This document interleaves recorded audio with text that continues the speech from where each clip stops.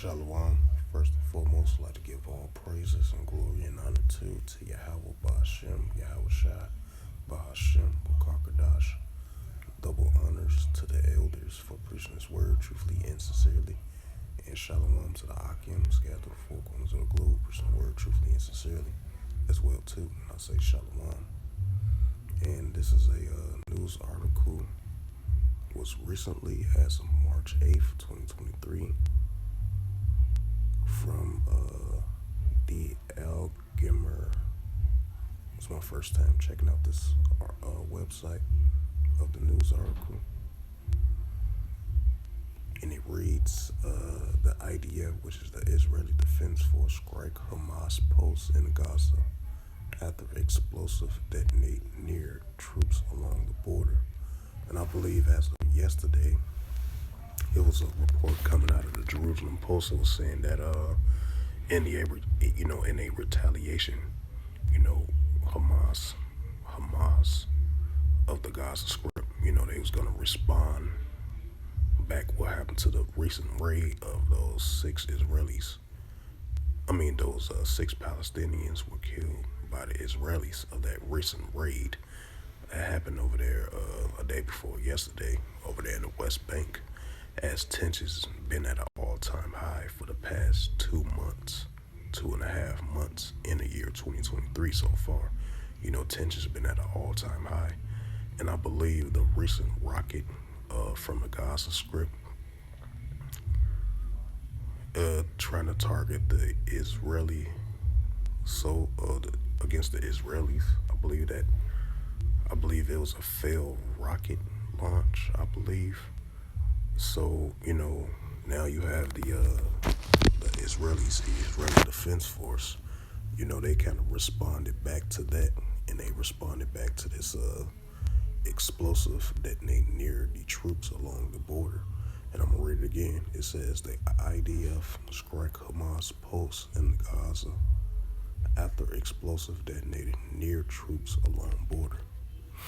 It says the Israeli Defense Force tanks struck a Hamas post in the southern Gaza Strip on Wednesday after the you-know-what detonated an explosive device close to the troops operating along the border. The attack occurred while troops were conducting a routine maintenance work on the border fence.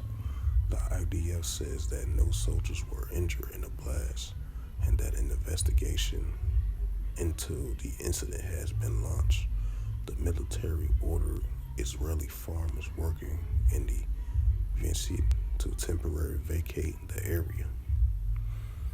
It says overnight Tuesday, Palestinian fired a rocket from the Gaza towards Israel, which triggered sirens in the southern Israeli community of NIRAM. The rocket misfired and landed inside the Palestinian enclave, according to the military. Right, that's what I was talking about. And it says that in terms came hours after Israeli forces eliminated and jinned the Palestinian who murdered brothers of the Haile Milkim and Yigar Yakal near the Arab village of Harara on February 26. According to the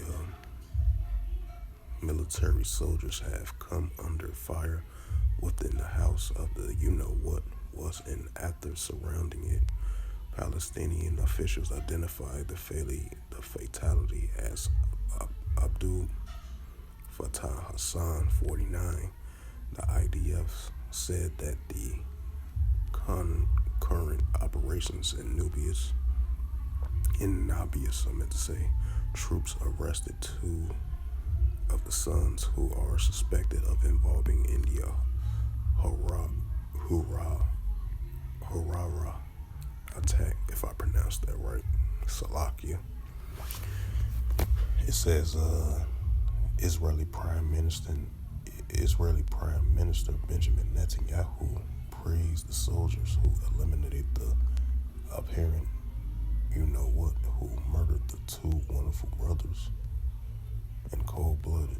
It says he continues saying our bravery soldiers act in a surgical precision in the heart of the murderer's lair. I commend them and send my best wishes for a swift recovery to our wounded. As I have said repeatedly, whoever harms us will pay the price. The U.S. Department spokesperson named Price simply backed the IDF operation, saying that Israel has legitimate right to defend its people and its territory.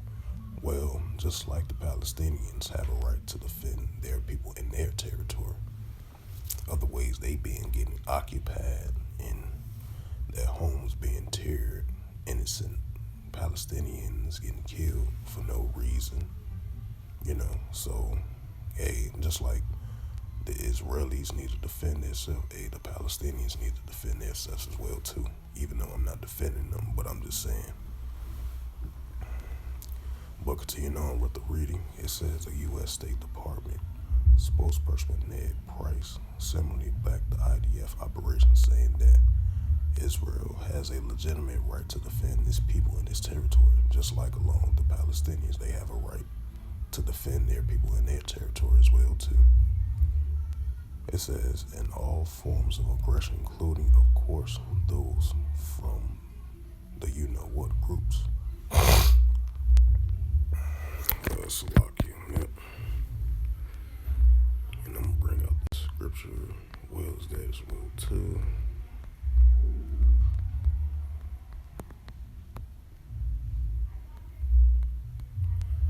And this is the book of Luke, chapter 21, verse 9, and it reads through the Holy Scriptures.